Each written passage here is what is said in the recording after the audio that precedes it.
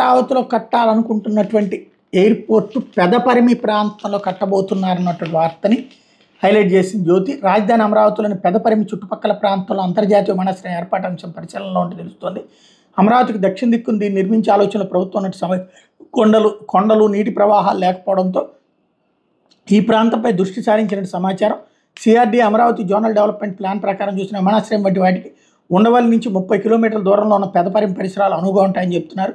రాజధానిని మరింతగా విస్తరించేందుకు సిఆర్డీఏ రెండో దశ భూ సమీకరణ చేపట్టనున్న ప్రాంతాల్లోనే అమరావతి అంతర్జాతీయ విమానాశ్రయం ఏర్పాటు కాబోతుంది. అమరావతి విమానాశ్రయానికి సంబంధించి టెక్నికల్ ఫీజిబిలిటీ నివేదిక కోసం ఏపీ విమానాశ్రయాల అభివృద్ధి సంస్థ ఏపీఏడీసీఎల్ గతంలోనే ఆర్ఎఫ్డి రిక్వెస్ట్ ఫర్ ప్రపోజల్ పిలిచింది. అయితే కన్సల్టెన్సీ సంస్థ ఇచ్చిన నివేదికపై సిఆర్డీ అభ్యంతరం వ్యక్తం చేసింది. ఏపీఏడీసీఎల్ కూడా ఇదే అభిప్రాయానికి వచ్చినట్టు సమాచారం. దీంతో ఈ రంగంలో నైపుణ్యం కలిగిన సంస్థలకు సాంకేతిక నివేదిక రూపకల్పన బాధ్యతను అప్పగించారు. ఈ నివేదిక వస్తే ఎయిర్పోర్ట్ ఎక్కడ ఏర్పాటు చేయాలని దానిపై మరింత స్పష్టత వస్తుంది. అమరావతి గుంటూరు మధ్య విమానాశ్రయం ఏర్పాటయ్యే అవకాశం ఉందని తెలుస్తోంది అన్నటువంటి విషయాన్ని హైలైట్ చేశారు.